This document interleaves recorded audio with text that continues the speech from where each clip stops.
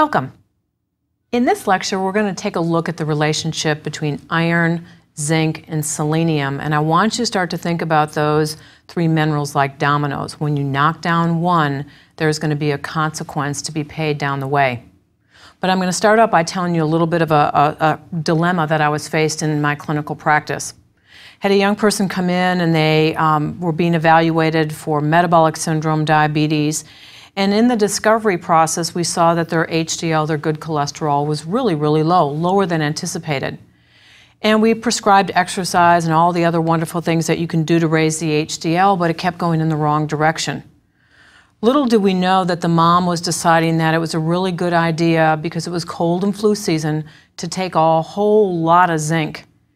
And again, think about that domino analogy. When you start to take a whole lot of a good thing, is it still a good thing? And the answer is no. Zinc is important in the maintenance of normal HDL cholesterol, but too much actually gets that cholesterol going in the wrong direction. So the source of that low HDL in this adolescent, the source of the low HDL was too much zinc. So now let's explore the first one on our list. Let's take a look at iron and a few facts and functions about iron. Iron is a component of hemoglobin, myoglobin, and many enzymes within the body. Well, let's define hemoglobin. Hemoglobin is the protein on red blood cells that's responsible for oxygen transport. Its partner, myoglobin, is the protein found in muscle tissue.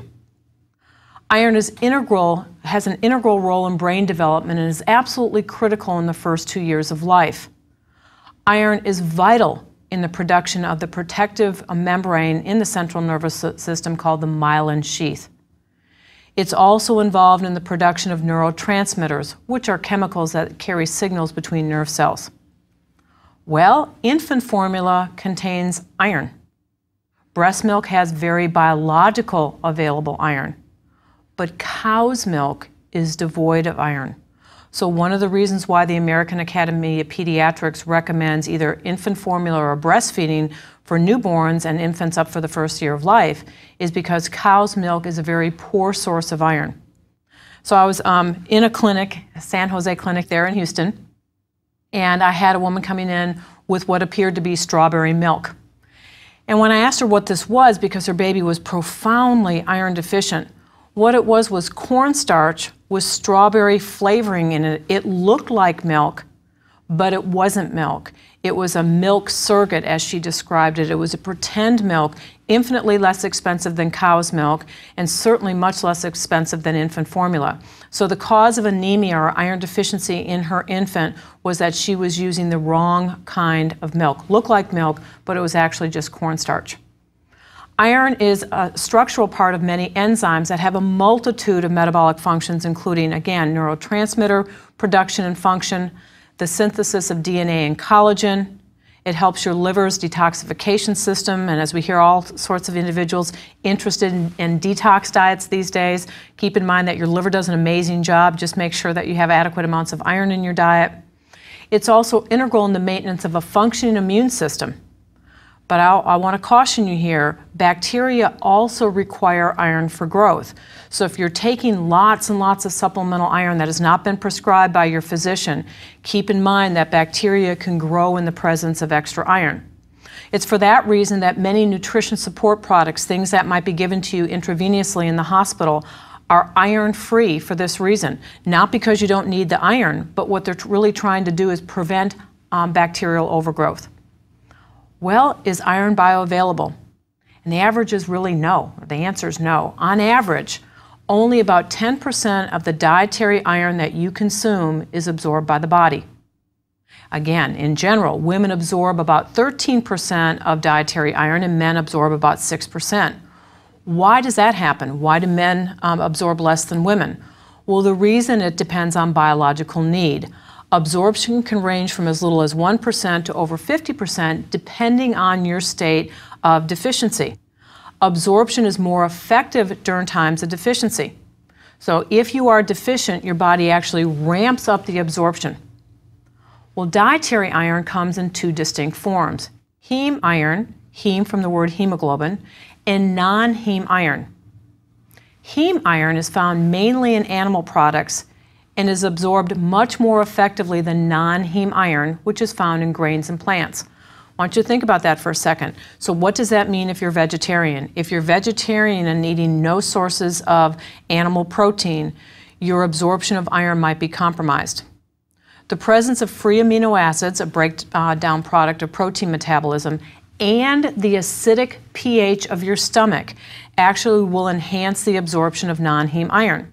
So most of us think the acid environment in our stomach is not physiologically normal, but it's actually physiologically essential. So is there anything that you can do to increase the absorption of iron? Well, actually, yes, and your grandmother probably had the best answer. Cooking with a black iron skillet can be a valuable source of contaminant iron.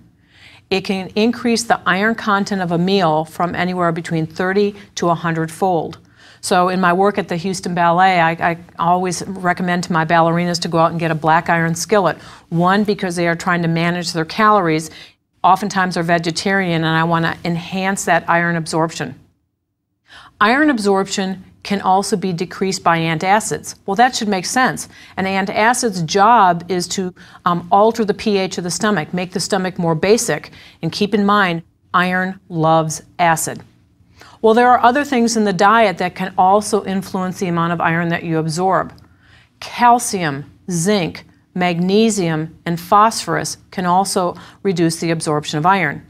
In the environment, lead will also reduce the absorption of iron. But from a dietary source, if you're thinking that you're taking calcium in any form for the prevention of osteoporosis, don't take it with iron. So again, think of that domino analogy. If I knock down one, I'm going to knock down others. Is there anything else that's going to influence this iron bioavailability? And the answer is absolutely. And you probably had some for breakfast this morning. Tannic acids, sometimes known as tannins, are found in coffee and tea. They're the bitter taste. So they also decrease iron absorption so much that if you drink coffee or tea around an hour before or after a meal, particularly when it contains non-heme iron, you can reduce your iron absorption by as much as 40%. So if you're taking a multivitamin with iron, space it out where you're not having coffee or tea. Now this is true whether it's regular or decaf, because it's not the caffeine, it's the bitter or astringent taste in coffee and tea. Certainly phytates, which are found in fiber, oxalate that are found in many foods, and even soy may interfere with iron absorption. Now I'm going to give you a couple sources of dietary iron, but there's more examples found in the guidebook. And I've picked out two that are probably not typical. Clams that are steamed, about a 3.5-ounce portion, contain actually 22 milligrams of iron. Also another seafood choice, oysters that are cooked have about 8.5 milligrams of iron in the same portion size, about 3.5 ounces. Well, how much iron do I need? The million-dollar question. The daily reference intakes for iron are as follows, but they're based on age, gender, and stage of life cycle. Males between the ages of 19 and 70 require 8 milligrams. Females between the ages of 14 and 18, 15 milligrams. Females 19 to 50, about 18 milligrams. But at the end of menstruation and the beginning of menopause, women 51 to 70 require only 8 milligrams, so they become close to their male counterparts. Well, what about a deficiency of iron? Well, on average, the typical American diet contains about 10 milligrams of iron per every 1,000 calories consumed. But this is the typical American diet that is going to contain heme iron or animal-based iron. Deficiencies can result from chronic bleeding or malabsorption or bioavailability issues. Children, pregnant or menstruating women, and repeat blood donors are at most risk for iron deficiency. 1 in 10 premenopausal women in the United States has iron deficiency. Well, in Houston, one of the challenges that we've had is how do we manage this level of iron deficiency? And so we had a project going on at one of the local schools in the inner city Houston that was being remodeled. And what happened was we were seeing a very huge prevalence of children in that school being iron deficient. Well, what it was, they actually had lead poisoning. They were remodeling the school, they were refinishing the surfaces, and that leaded paint became airborne, competed with iron for absorption, and all of these children undergoing standardized tests actually had iron deficiency, which decreased their cognition, their ability to perform on standardized tests. So here's an example of a non-dietary interference with iron. It was actually lead poisoning. Another place where you can see iron deficiency is in the use of non-steroidal anti-inflammatory drugs. What happens with these medications is they actually erode the lining of the stomach and cause a stomach bleed. And you don't have pain, you don't see blood in your stool, you don't have any of those signs and symptoms. But the challenge is you can still end up overtly iron deficient. So the number one reason that I see in my clinical practice men with iron deficiency anemia is from non-steroidal anti-inflammatory drug use, using medications for pain, for example. Well, symptoms of deficiency include short attention span, but that's mostly in children. In adults, it can result in extreme fatigue or poor immune system functioning. Other biological markers that you might actually be able to see are pale inner eyelids, mucosal tissue, behavioral changes, concave and pale nail beds. Well, iron deficiency occurs in stages, and I want you to think about your bank account. I want you to think about the amount of money that you have in your bank. Ferritin is actually an iron-containing protein in your cells, and it's a measure of your storage iron. So it's the measure of the amount of iron that you have stored. So it's kind of like the amount of money that you have deposited in your bank account. As ferritin becomes depleted, as you're removing money from that bank account, finally you're going to end up seeing it in your checkbook. You're not going to have as much money in your checkbook anymore. And that's when decreased hemoglobin comes in. And decreased hemoglobin, by the time your physician actually measures it for you, you've already exhausted your bank account, you've spent everything in your checkbook, and you're down to zero. And that's what decreased hemoglobin means. So if you want to see if you're on the verge of iron depletion, have your physician check for you a ferritin level. As bone marrow iron stores become more and more depleted, the amount of iron that you absorb increases to compensate. So your body tries to rally, but it may not be able to rally in a fast enough fashion. Eventually, though, deficiency is going to impair red blood cell synthesis, and the results are an iron deficiency anemia. And this anemia is microcytic, small cell, and pale color, hypochromic. Well, can you have an excess of iron? And the answer should be yes, absolutely you can. Iron toxicity due to the overconsumption of dietary iron is not terribly common, especially since non-heme iron absorption decreases as you eat more of it. The excessive amounts of iron acts as an oxidant, and iron overload can have very negative health implications. And what do they include? Well, it's a worsening of insulin resistance that we've chatted about in our metabolic syndrome diabetes lecture. And this worsening insulin resistance can actually make non-alcoholic steatohepatitis worse. Now, iron poisoning is common when children eat vitamins like candy, so I want you to think about the vitamins that you have in your home, whether for your children or your grandchildren. Treat them like drugs. Iron overdose from vitamins is one of the leading causes of poisoning in children under the age of 6 years old.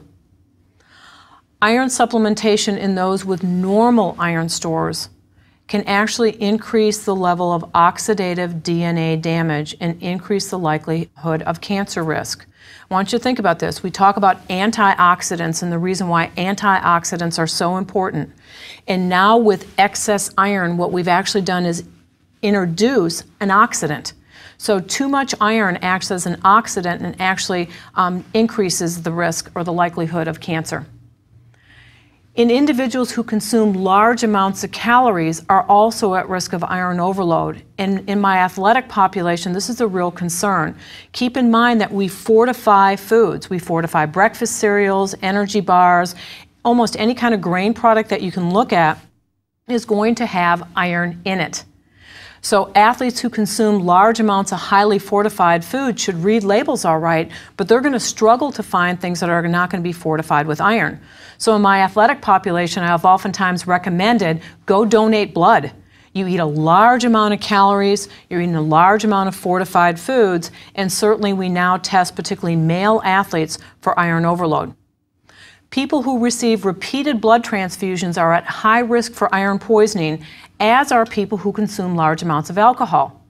From a previous lecture, we've already talked about alcohol's effect on B vitamins, but large amounts of alcohol can actually increase the uptake of iron in mucosal cells. Okay, there's an upper limit.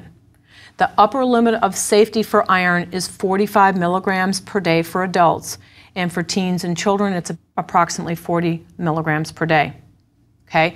Now keep in mind, if you have an overt deficiency, your physician may prescribe higher doses than that, and that's not of concern. We're talking about in individuals who have adequate amounts of iron. Well, iron and drugs can interact. Iron can reduce the effectiveness of antibiotics. Iron can reduce the effectiveness of drugs called bisphosphonates that are used for the prevention of osteoporosis. So keep in mind, again, just like our partner zinc, too much iron is not a good thing. And now we're going to zoom on to effects and functions of zinc. This is a pretty popular supplement on the market right now. Over half the body's zinc supply is found in muscle tissue. It's also found in bone, eyes, prostate gland, testes, skin, and kidneys. Zinc is an essential mineral for over 100 enzymes. Zinc is necessary for strong cell membranes, absolutely essential for wound healing. And I think a point needs to be made right here, is that even though there may be a requirement for zinc, if you've had surgery, your zinc requirements are going to go up because you have now an increased need for wound healing. Zinc is also needed in tissue growth and repair, and again, post-surgically, you may need supplemental zinc. It's needed for protein synthesis, DNA and RNA maintenance, blood clotting, taste perception. And interestingly, in my clinical practice, oftentimes one of the first signs that I see is when people tell me, my food doesn't taste like anything, or my food has a metallic taste to it. That could actually be a zinc deficiency. It's needed in bone mineralization, healthy thyroid function, normal cognition, normal fetal development, and pubertal growth. So oftentimes when you look at zinc, it's one of these minerals that has a wide variety of functions, so deficiencies can be a real problem. Are there benefits from taking zinc? Well, there is conflicting results on the zinc lozenges used for colds. Zinc gluconate may be the best form in lozenges, but a recent Cochrane database review showed no significant benefit from the use of lozenges. Now I want you to think about this for a second, because you can see what's coming. Zinc can be toxic just like iron can be toxic. So if I decide in my wisdom I'm going to take these lozenges all winter long, or because they're not necessarily working in the way that I thought they would, I'm going to double the dose, you can end up paying a price for that. Now, there may be a mild protective effect in zinc supplementation against age-related macular degeneration. Research from the 2001 age-related eye disease study reported that 80 milligrams of zinc, which is a significant dose, plus antioxidants and copper slowed the progression of AMD. So this is an example where the science is suggesting that more than what's needed might be beneficial if you're in that high-risk category. Supplemental zinc may also prove beneficial to the elderly, as zinc deficiency may be more common in this population. So again, if you have someone in your family that you're caring for that is complaining that food doesn't taste great, there can be lots of reasons for that, but you may want to think about, could there be a zinc deficiency going on here? Well, what about bioavailability? The body absorbs anywhere between 15 and 40% of dietary zinc. Excess intake of iron or copper can interfere with zinc intake. So again, iron and zinc can compete with each other for absorption. 2 studies have showed that a high calcium diet and supplement decreased zinc absorption in postmenopausal women. So if you're postmenopausal, you're taking additional calcium to prevent bone disease, you can actually decrease the amount of zinc absorption that you have. Medications can also have an impact on zinc status. Many of the high blood pressure medications, ACE inhibitors such as captopril, can interfere with your body's ability to absorb and utilize zinc. Oral contraceptives, aspirin, thiazide diuretics, are all medications that can interfere. So keep in mind that your pharmacist may be the one healthcare provider that can help you to put all that together. Zinc can also reduce the absorption of tetracycline. It combined with warfarin, which is a blood thinner, and it may actually increase the toxicity of cisplatin, which is used for cancer. So again, keep in mind, anytime you decide to take a supplement, your healthcare provider must know. I also recommend that if you're taking a lot of dietary supplements that you actually put them on a 3x5 index card and put them in your wallet in case you were unfortunate enough to be in a car accident or ill enough where you couldn't speak for yourself, that your healthcare provider would know what you are taking. And I've done this for my children and my family. Zinc from meat sources, just like iron, is about 4 to 5 times more bioavailable than zinc from plants. So vegetarians may need up to 50% more zinc given the issues with bioavailability. Phytates, again found in the hulls, nuts and seeds and grain, high fiber foods, can also decrease the bioavailability of zinc. Okay, dietary sources of zinc, and again, more examples can be found in the guidebook. I want you to think about this. Zinc and iron oftentimes share food sources. So if you're deficient in iron, you may also be deficient in zinc. Oysters, again, our seafood hero here, cooked have 39 milligrams of zinc. Ground beef has about 5.5 milligrams of zinc per 3.5 ounce portion. For some vegetarian sources, we've got pumpkin seeds. 1/4 cup of pumpkin seeds has 4.2 milligrams, and 1/4 cup of soy nuts has 2.1. So you can get a variety of different food sources for zinc, but keep in mind that it's going to be animal sources that are going to be probably the most plentiful. Well, how much zinc do you need? One more time, the dietary reference intakes assume that you are well. And if you are well, the DRIs for zinc include males 19 to 70 need about 11 milligrams. Females 19 to 70 need 8 milligrams. So again, if I had a serving of oysters and some pumpkin seeds, chances are I'm going to have more than enough zinc for the day. Many breakfast cereals are also going to be fortified with zinc and iron. Well, what about deficiency in excess of zinc? Dietary deficiency of zinc in the United States is rare, but it includes the elderly, low-income children, vegetarians, and alcoholics. The symptoms of a deficiency are not so unique that you could always pin it on zinc, but include anemia, delayed growth in children, slow wound healing, glucose intolerant, poor appetite and taste, and skeletal abnormalities if this occurs during adolescence and childhood. Skin problems can develop around the eyes, nose, mouth, and on the buttocks. And by skin problems, usually what it looks like is almost raccoon in nature. You can have kind of a greasy dermatitis around your eyes, the opening of your nose, the opening of your mouth. And so it's around the openings that you can see this kind of greasy dermatitis. Toxicity, the upper level for zinc for adults is 40 milligrams per day. So keep in mind that some of the research studies, they are using a larger dose than 40 milligrams per day because what they're trying to do is correct a deficiency. Zinc in excess of 80 milligrams a day can result in lower levels of HDL cholesterol, immunosuppression, the reduction of white blood cells, and an interference with the mineral copper. So my poor adolescent in the beginning whose HDL was non-explainable was taking a large dose of zinc, over 100 milligrams per day. It can also result in defective cholesterol metabolism, and as with all mineral excess, can cause GI disturbances such as vomiting and diarrhea. So again, this is a great example of too much of a good thing is truly not a good thing.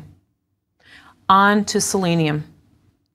Selenium's job is to reduce peroxide free radicals, compounds that are essentially that are oxidants that are believed to cause aging and are implicated in various forms of cancer. And this is one of these emerging stories that there's good news about this mineral and then there's some bad news about this mineral. It works synergistically, hand in hand with vitamin E as an antioxidant. It plays a valuable role in thyroid function. And now on to the bioavailability. Plants are the most common dietary source of selenium. The amount of selenium that is in plant products that you eat depends on how much mineral was in the soil where this plant was grown.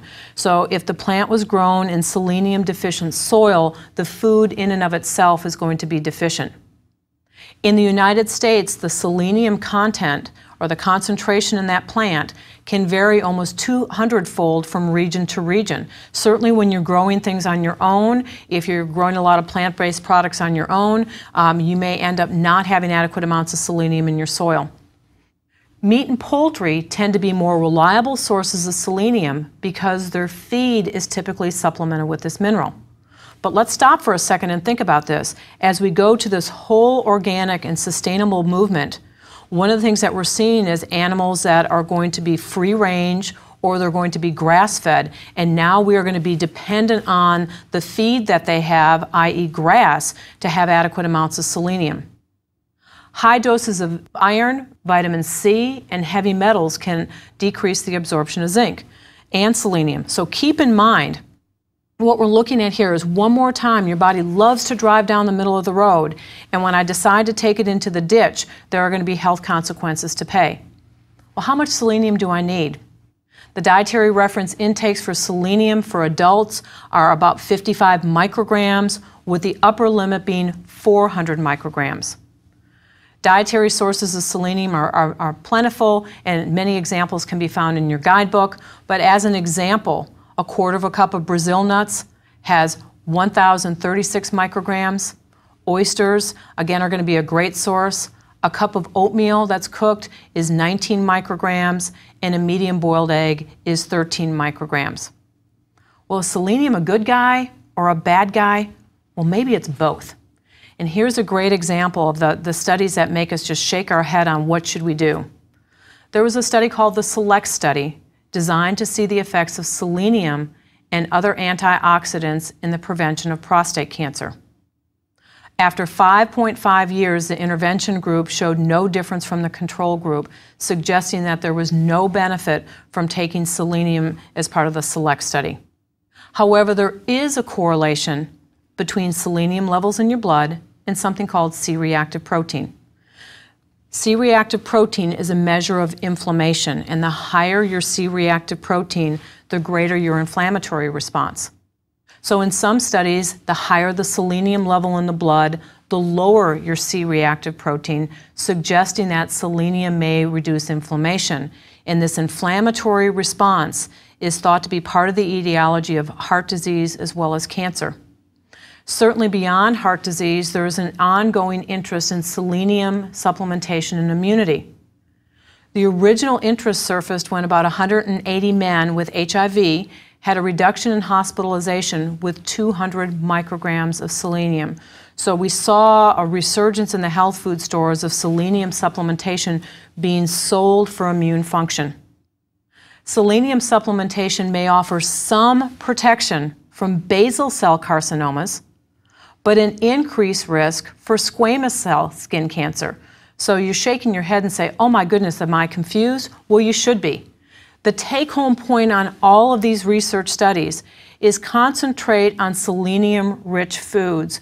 Don't concentrate on trying to micromanage or go in and say, now how much selenium am I supposed to take via supplement? Eat selenium-rich foods. Well, what about deficiencies? Selenium deficiency is rare in the United States, where selenium intake is typically 100 to 250 micrograms per day, but selenium deficiency is on the rise again in the United States. Well, why might that be?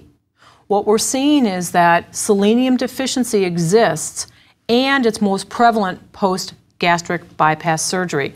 So as the number of Americans going for gastric bypass surgery increases, the cardiomyopathy, the heart disease associated with selenium deficiency, is on the rise. Anytime someone with severe GI disorders, gastrointestinal disorders, they can malabsorb selenium. And there are selenium and drug interactions. Chemotherapeutic drugs, for example, against cisplatin, may actually increase selenium requirements. Selenium may reduce the effectiveness of statin resins that are used to lower cholesterol. Toxicity can exist, but it's usually at doses greater than 900 micrograms per day. Some concerns exist that increased levels of selenium may increase the likelihood of glucose intolerance. Again, glucose intolerance is one of those things that's kind of a precursor of diabetes. Okay, what about our frequently asked questions? Had a question that I've heard of a disorder called pica. What does this have to do with iron deficiency? Well, pica is a disorder where individuals eat traditionally non-food substances, have a craving for it. It can include ice, clay, paper, and cornstarch. I had a young patient in New Orleans. He was on dialysis, and hemodialysis for kidney failure is notorious for causing an iron deficiency. And he used to come into dialysis with white all over his face. And what he was doing was eating cornstarch.